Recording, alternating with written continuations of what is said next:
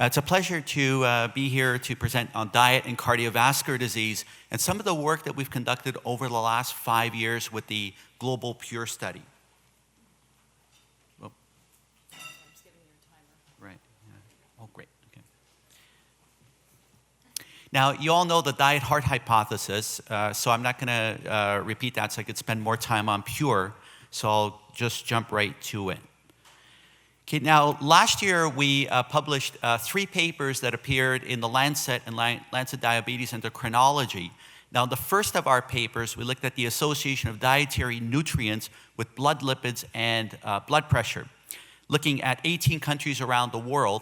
Now, this is the cross-sectional analysis of the PURE data. So I'll tell you more about PURE. Now, PURE is a large global prospective cohort study from 667 communities in 18 countries around the world, spanning 5 continents. So because the study is global, it captures broad patterns of diet globally across a broad range of intakes, so from very low levels to very high levels. So in doing that, you're able to characterize the shapes of relationships between nutrients or foods and health outcomes, which has never been characterized across a broad range and with high statistical precision ever before. Now, here are the countries that are part of PURE by geographic regions, including South Asia, China, Southeast Asia, Africa, North America and Europe, Middle East, and South America. Now, this is the cross-sectional analysis of PURE. The participants are from the general population, free-living populations in the community in 18 countries, 135,000 people aged 35 to 70 years without cardiovascular disease at baseline. Diet was assessed using country-specific validated food frequency questionnaires, and we measured all known confounders like demographics, lifestyle like physical activity, smoking, alcohol intake, health history, and study center as well. And we had data on blood pressure in 125,000 people, blood lipids in 104,000, and ApoB and ApoA in 18,000 people. And we used standard statistical methods to analyze the data. So you could see here, we look at the results for saturated fat versus the blood lipids. So at the top left, you see the results for saturated fat versus LDL cholesterol. And you can see across a broad range from less than 4% of energy from saturated fat to 11%, we see a positive association with higher saturated fat, higher LDL cholesterol, which is consistent with what we know from randomized trials, which relatively speaks to a modest effect. You look at the change from 2.8 to 3.2 across a big change in saturated fat, consistent with the Hooper meta-analysis. But we also see an increase in HDL cholesterol. And when you take the ratio here in the bottom left of total cholesterol to HDL, you see an inverse association. Now, we know from large epidemiological studies that total cholesterol to HDL ratio is a stronger risk marker of future cardiovascular events compared to LDL cholesterol alone. So this would suggest a beneficial effect. Then on the bottom right, you see ApoB, ApoA ratio. We see higher saturated fat related to lower ApoB, ApoA. And we know from the InterHeart and InterStroke study, 2 global studies of heart attacks and stroke, that ApoB and ApoA ratio was the strongest lipid marker of future cardiovascular events, stronger than LDL cholesterol, much stronger. And it was the strongest biomarker that related to future events. So this would suggest a beneficial effect of saturated fat when we look at ApoB to ApoA. So if you're focusing on LDL, the advice you give to the population is to reduce saturated fat. And that's what the guidelines do. But when you look at the other risk markers, you get a completely different story. So what can you make out of this? Well, bottom line is really you need to look at actual clinical events, heart attack, stroke, death. And and for carbohydrates, we see the opposite. We see with higher carb intake, we see lower LDL, but we see lower HDL. And an increase in total cholesterol to HDL ratio, which suggests a harmful effect. When you look at ApoB, ApoA, we see an increase in the ratio with higher carbohydrate intake. So it's the complete flip side of what you get for saturated fat. So again, we've been focusing on LDL, top left, getting people to replace fats with carbs, but, traditionally in dietary advice. But when you look at the other markers, you get a completely different story. Now, there's been a series of meta-analysis published over the last 10 years. These are the most recent ones looking at randomized controlled trials where they replace saturated fat with polyunsaturated fat, really a direct test of the diet-heart hypothesis. And you can see from these meta-analyses that generally when you crunch the data from these randomized trials, you get neutrality. No significant benefit in replacing saturated fat with polyunsaturated fat. Then 3 years ago, we published a meta-analysis of prospective cohort studies looking at the relationship of saturated fat with coronary heart disease. And now the advantage of looking at cohort studies over randomized trials is you look at long-term dietary exposure, whereas randomized trials is relatively short-term exposure. And of course, there are also limitations with epidemiological studies, which I won't get into today. But you look at the data from these prospective cohort studies, looking at lowest and highest intake groups, you see no relationship between saturated fat and the various health outcomes, including mortality, coronary heart disease, cardiovascular mortality, ischemic stroke, and type 2 diabetes. Okay, that brings us to the second of our papers published last year, this one looking at the clinical events, the nutrients versus heart attack, stroke, and mortality. And so now we're looking at the prospective cohort data in PURE, 18 countries, 135,000 people.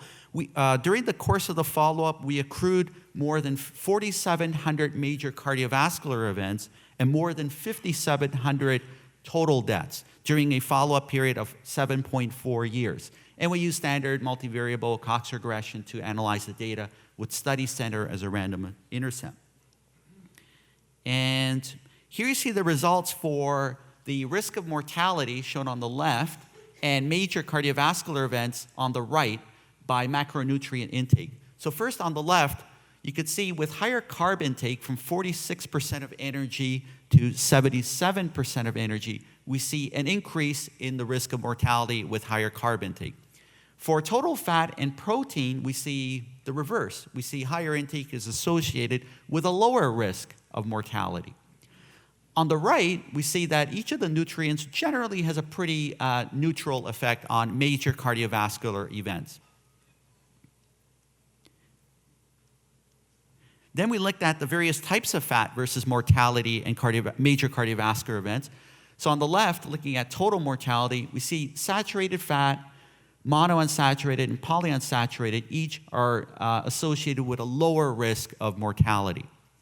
On the right, looking at major cardiovascular events, we see that the results are pretty neutral. We see no significant association. So then we subdivided. We looked at the types of death. We looked at cardiovascular death on the left and non-cardiovascular death on the right. So first, focusing on cardiovascular death, we see with higher carb intake, we see an increase in the risk for cardiovascular disease mortality that trended towards significance. But we see the reverse pattern for total fat and protein, where higher fat and protein intake was trended toward a lower risk of cardiovascular death. For non-cardiovascular death, which in PURE is largely represented by cancer and respiratory outcomes, the most common, and there are others as well, but those are the most common, cancer and respiratory. You see that with higher carb intake, you see an increase in the risk of mortality, looks dose-dependent, whereas for total fat and protein, we see the reverse. Fat and protein are associated with lower risk. And then when we look at the types of fat, on the left, we see with higher saturated fat, mono and polyunsaturated fat, there's a pattern suggests a protective effect against cardiovascular disease death. And on the right, similarly, we see higher intake of saturated and polyunsaturated and monounsaturated also is associated with a lower risk of non-cardiovascular death. So this suggests a protective effect for the various types of fats versus CBD and non-CBD, whereas for carbs, you get the complete opposite. Okay, and now the third paper that we published last year, this one in The Lancet by my PhD student, Victoria Miller, who just graduated, by the way, with their PhD. We looked at fruit, vegetable, and legume intake and cardiovascular disease and deaths in 18 countries. In the interest of time, I can only show one slide on that. But generally what we found was higher fruit, vegetable, and legume intake was associated with a lower risk of mortality and a lower risk, well, a trend for a lower risk with major CVD, but that's not quite clear-cut, so more neutral than protective. But for total mortality, we see a protective effect with a maximal benefit at 3 to 4 servings per day. Now, it's important to point out that pure largely represents countries around the world where in large parts of the world, people eat predominantly carbs that are refined grains and added sugar. So fruit and vegetables represents only a small component of carb intake. I'm not showing the distribution today in the interest of time, but it was less than 10% of the carb intake was fruit and vegetables. So the other carbs largely explain the harmful effect that we see for carbs. This is not moving here. That's strange. Oh, there we go. Did I miss one? No, okay. Went back there. Okay, there we go, it's slow. Okay, so to summarize, a high carbohydrate diet exceeding about 50-55% of energy is associated with increased risk of mortality. Various types of fats, including saturated and unsaturated, are associated with lower risk of mortality. No association between total fat, types of fat, and cardiovascular events. We did see that saturated fat was associated with a lower risk of stroke, which is also consistent with prospective cohort studies. So the current advice to limit total fat to less than 30% of energy and saturated fat to less than 10% is not supported by this global study. So we recommend that people eat fruit, vegetables, nuts, legumes, dairy, and meats, and to eat less refined grains, sugar, processed meats, and sweetened drinks, and to avoid industrial trans fat. So the rest of my talk will focus on salt. We've done a lot of work on salt, which is the other so-called holy grail nutrient for reducing cardiovascular disease in populations. Just real briefly, salt intake is related, the hypothesis states that salt intake is related to raised blood pressure, and raised blood pressure is a risk factor for heart attack, stroke, and death. So if we reduce salt intake in the population, we'll also reduce heart attack, stroke, and death in the population as well. Now, of course, this assumes that sodium affects only blood pressure and has no other biological effects in the body. And of course, it doesn't quite work out that way. And that's why I'm here. It's not moving. There we go. So just briefly, the current guidelines on salt by the WHO and also other guidelines like AHA recommend a very low amount of salt, between less than 2 grams per day to 2.4 grams per day, which is only about 1 teaspoon of table salt. That's a very low amount of salt, very difficult for most people to sustain in the short term, let alone in the long term. And some guidelines, like AHA, recommend even lower amounts for high-risk people, less than 1.5 grams per day, which is only 0.7 teaspoons of salt per day. This is slow, okay. Now, in the interest of time, I can't really get much into the literature, but in general, studies of general populations looking at sodium versus blood pressure have found weak relationships between sodium and blood pressure. So the most widely cited study has been the InterSalt study published BMJ in 1988. They found about a 1 millimeter mercury increase in systolic pressure per gram. But an equally well-conducted study in Scotland, published in the same issue of the BMJ as InterSalt, found no relationship between sodium and blood pressure. But it's InterSalt that gets widely quoted. And more recently, InterMap, study of 17 centers in 4 countries, also found no relationship between sodium and blood pressure. These are studies that use 24-hour urine collections to measure sodium. Now, the DASH trial is the primary basis for the current AHA guidelines and the dietary guidelines on sodium. But it's important to point out that the DASH trial was a proof of concept study as to whether changes in multiple aspects of the diet, including sodium, reduce blood pressure. and that the meals were provided to participants over the course of 5 weeks. So this was a short-term feeding study to look at short-term effects on blood pressure. It was not designed to assess if sodium also reduces cardiovascular disease and mortality in general populations.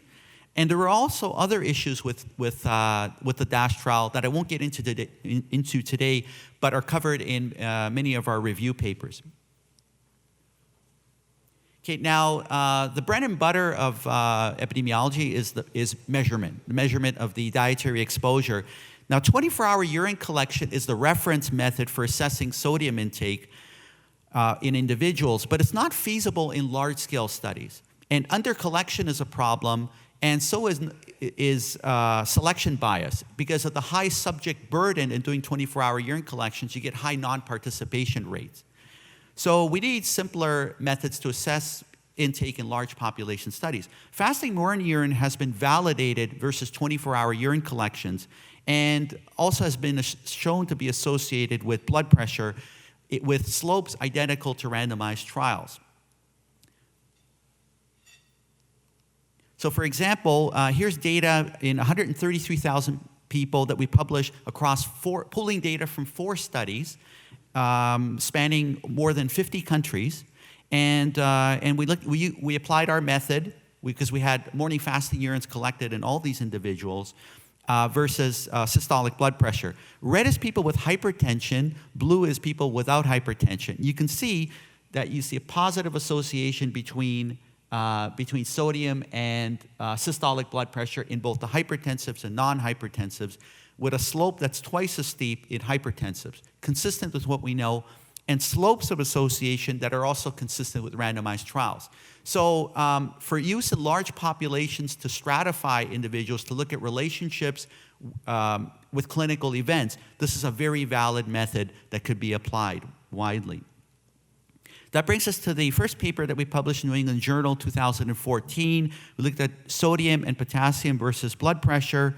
And in the interest of time, I'm going to skip a few of these slides and get to this one here I wanted to point out.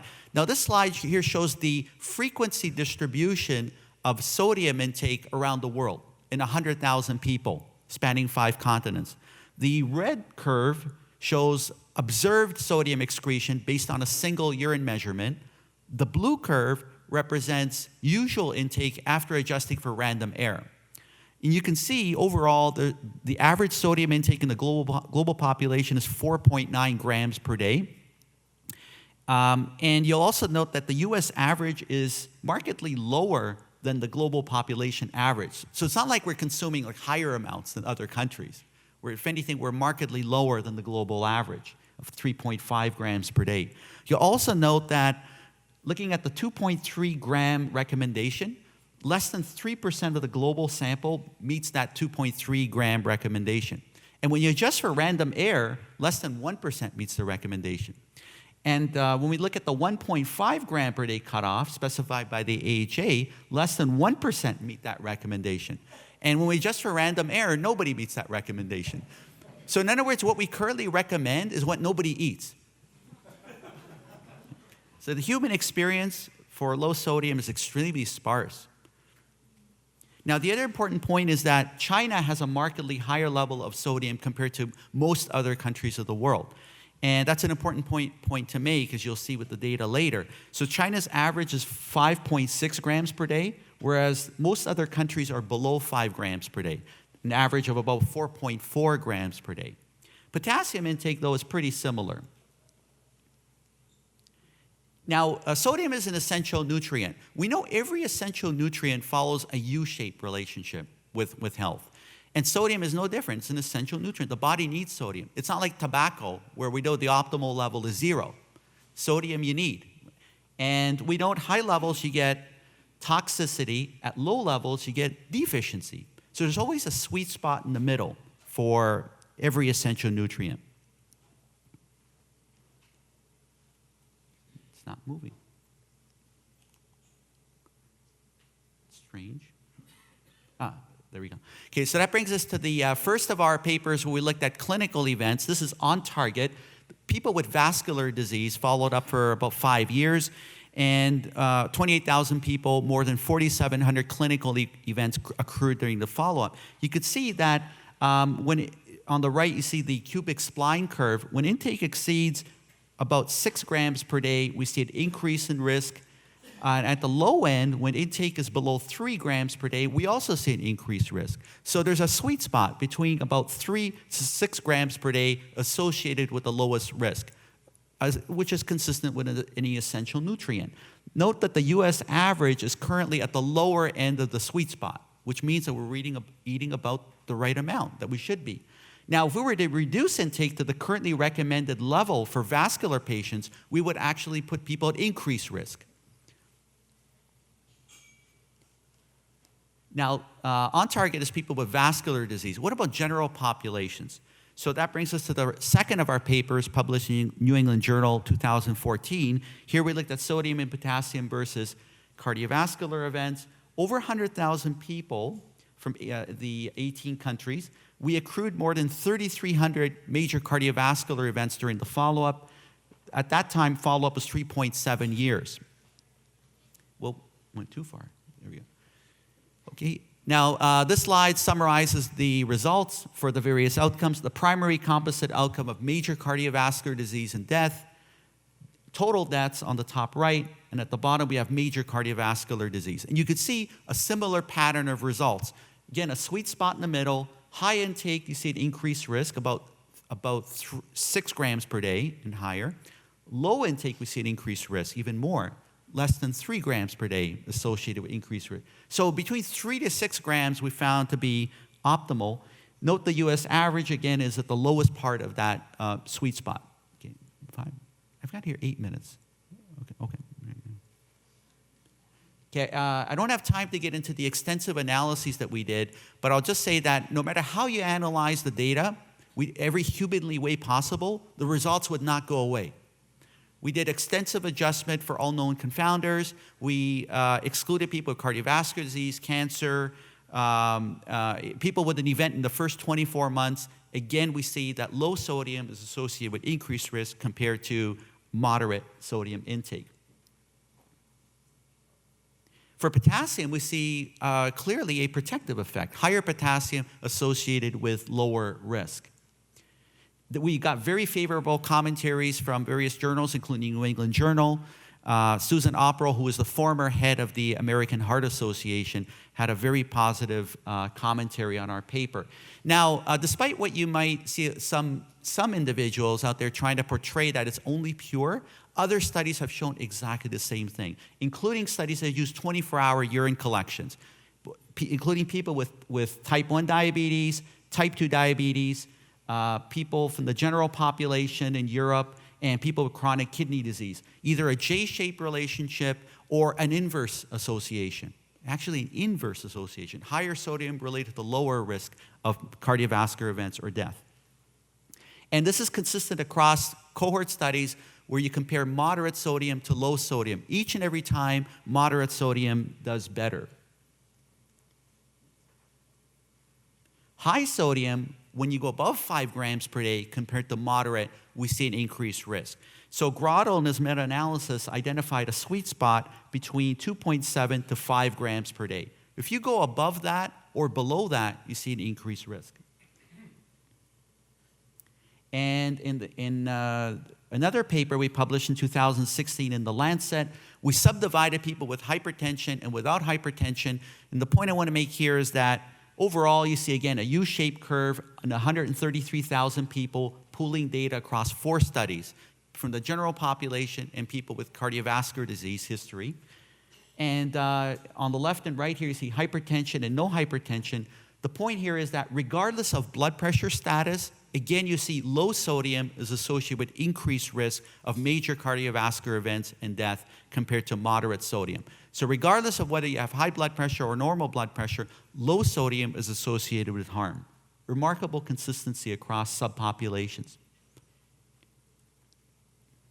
And now, why would low sodium be harmful? We know that low sodium is a predictor of higher renin and aldosterone levels.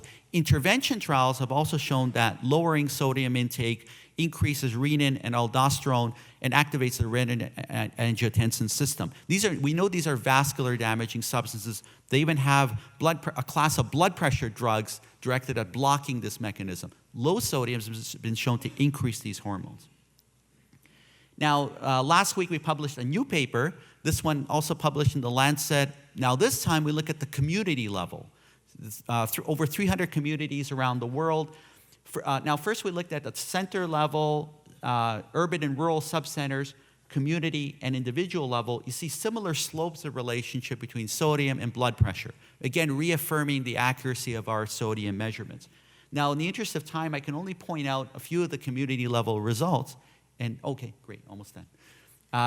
On the top left, you see major cardiovascular disease. We see generally an increased risk when we go above 5 grams per day, but not below 5 grams.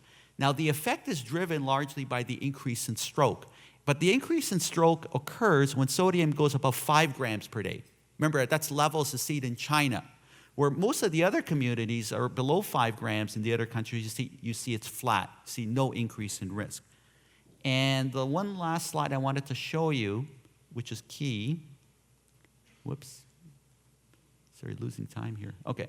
Then we subdivided China versus the other countries, looking at the biggest signal, which was stroke. And we see that China, most of the communities have an intake above 5 grams per day, whereas in the other countries, we see most communities are below 5 grams per day. And in China, we see a positive association between sodium and stroke. In the other countries, we see, if anything, an inverse association. So it's China that we need to focus on, getting their communities from above 5 grams down to below 5 grams, in that 3 to 5 gram sweet spot. So if this thing will move along and get to my conclusion, potassium was beneficial. We see higher potassium related to lower risk. So higher potassium intake was beneficial, but this thing's not moving here, sorry. Why it's not moving, okay. So sodium greater than 5 grams is associated with increased risk. Such high levels are found mainly in China, less common in other countries. Low sodium is associated with higher risk of mortality. Potassium is associated with low. So rather than a population-wide strategy, we need to target individuals and communities above 5 grams per day. Most people fall in that 3 to 5 gram per day range, which is what they should be eating. And now more people increasingly are starting to agree that large randomized controlled trials are needed to test low sodium versus moderate sodium intake. Sorry, I'm pushing, but this thing's not advancing here. Okay. World Heart Federation called for more randomized controlled trials, to be done. So last slide to conclude. First and foremost, Hippocrates said, do no harm. So the public health has the potential to do great good when it's right, but great harm when it's incorrect. And this is a picture of our Pure Study team in our last meeting in New Delhi, India, in November of last year. Thank you very much. Thank you.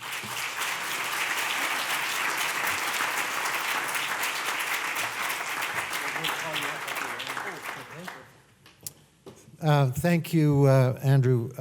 Very excellent talk on a very important study. So it's my great honor now to introduce our next speaker, who is Dr. Ron Krause. Where is Dr. Krause? Okay. Oh, there you are. So he's a legend in the area of lipid research. He's based in San Francisco. And if you read anything in lipid metabolism over the last 2 or 3 decades, you're going to be familiar with Dr. Krause's work. And he was a pioneer in the elucidation of particle size in terms of lipoproteins. So it's my pleasure to welcome you, Dr. Krause.